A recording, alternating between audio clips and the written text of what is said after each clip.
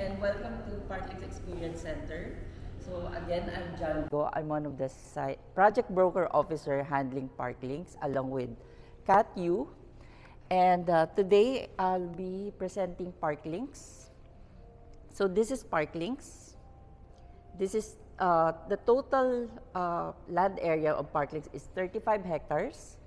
5 hectares is on the Pasig parcel, Quezon City parcel, while the remaining 30 hectares will be on the Pasig parcel. Okay, so this is a joint venture between Ayala Land and Eton Properties of the Lusitan Group. Okay. For the Quezon City parcel, we're going to have Parklinks North and Parklinks South of Ayala Land Premier. And for the Pasig parcel, we're going to have Lattice. So this is a mixed-use development. And this is going to be, our vision is to turn this into the greenest urban estate along the C5 corridor. So out of the 35 hectares, 52% will be for open spaces and greeneries. So as you can see, this is somewhat similar to Makati and Bonifacio Global City. So as you can see here, there's going to be parks everywhere. So about 5 to 10 minutes away, there's already parks and open spaces. So this is our flagship development here in Quezon City for Ayala Land Premier. So this is the first one that we launched back in 2018. This is Parklinks North. And then we launched immediately Parklinks South after that. So for the Quezon City parcel, we're going to have the Ayala Malls Parklinks. So this is going to be somewhat a lifestyle and a regional type mall, somewhat similar to Greenbelt and Glorieta, and our target is to start the operation next year. So the first one that we're going to have here is going to be Spinneys. So that's a Dubai-based retail store, and I think it's going to be more of grocery type of store. So one of the major selling point for Parklinks North and South is that it has a direct connection going to the mall. So when we launched Parklinks North and Parklinks South back in 2018, the price per square meter is around 280,000 per square meters. So we just had a price increase this year, this month. Right now, the current price per square meters is 400,000 per square meters already. Okay, so as you can see, as I've mentioned, this is going to be the greenest urban estate. So we're going to have the North and South Eco Terraces here, and we're going to have the Esplanade here. So this is somewhat similar to Marina Bay Sands. So there's going to be shops and restaurant here overlooking the Marikina River here. So one of the major concerns is that because it's beside the river is the flooding. So this is the normal water level of Marikina River. This is 4 meters above sea level. During the time of Ondoy, it reached up to 7 meters above sea level, up to here. So Parklinks is about 9 meters above sea level. So we still have 2-meter buffer just in case another Ondoy type of flooding happens again. Okay. So the nearest fault line, just in case we have clients who are very particular with the earthquakes, it's about 600 meters away from Parklinks, so it's somewhere here in Green Meadows and Valle Verde. Yeah. So we're using VCDs, viscoelastic coupling dampers, for the earthquake. So it's a Japanese technology. So it's a performance-based, so it just absorbs the shock coming from the earthquake. So it just moves instead of just keeping straight. Parang nag-ano lang siya, nag-absorb lang siya, nag-wait.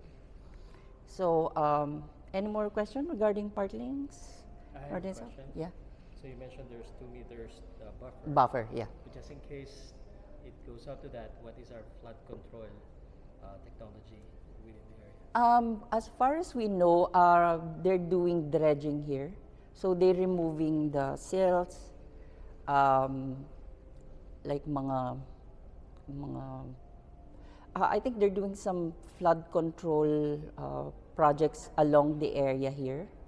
I think somewhere here they have another flood control project here. I'm not just familiar what kind of flood control project, but they're doing something here for the flood. Yeah. And then most likely, when Parklinks is already flooding, the whole of Metro Manila is already flooding. So nakaangat na rin sila. Yeah, yeah, Okay. yeah, That's the yeah, yeah, Because it's master plan. yeah, Nice. Yes. Because it's at a higher level. yeah, yeah, because of the high level. So as you can see, Parklinks is in the heart of Metro Manila. So going from here, from Parklinks going to BGC, it takes about 15 minutes to 20 minutes away. And then from Ortigas Center, which is the nearest central business district, is around 10 to 15 minutes away.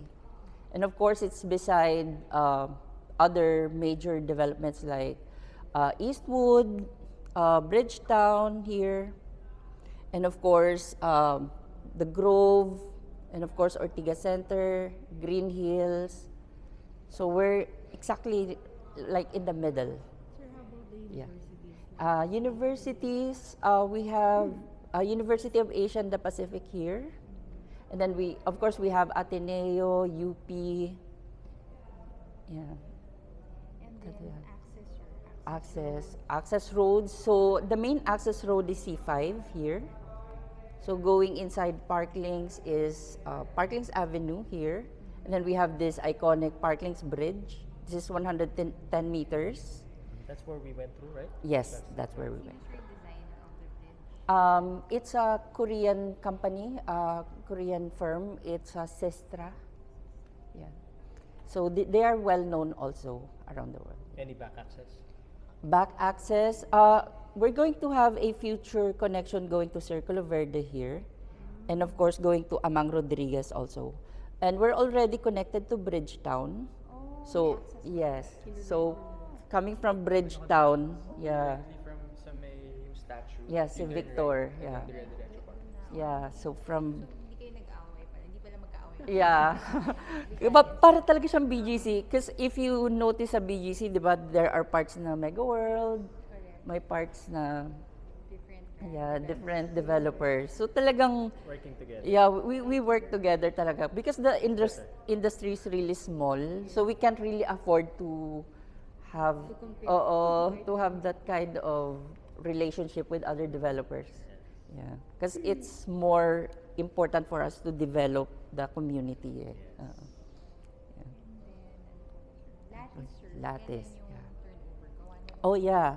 For Tower 1, our target is to start the turnover next year, around second or third quarter for the low floors. pwede na kayo bumalik. Yeah. Kasi sila dito eh. Ah, Area nice. nila eh. Oo, nice. Ano pala? Yeah. Oo. Miguel. Miguel, siya, oo. East Boys. Yeah. Unfortunately, we only have studio and 3-bedroom units na lang. 3 bedrooms sila Yeah. Yung 3-bedroom yung biggest mo, sir. Yeah, that's our biggest. for Lattice. Yeah. For park. For Parklinks, we still have 1-bedrooms here in Parklinks South. But for Parklinks North, it's sold out na. We only have 2 and 3 bedrooms Ang available saan? sa Parklinks North. Meron ba? Yeah, I think around 11 units left. Yeah. Sir, yan yung Ayala Malls. Ayala Malls. I mean, kanan Turnover. Our target next year, around mga first, second quarter, will start na the operation.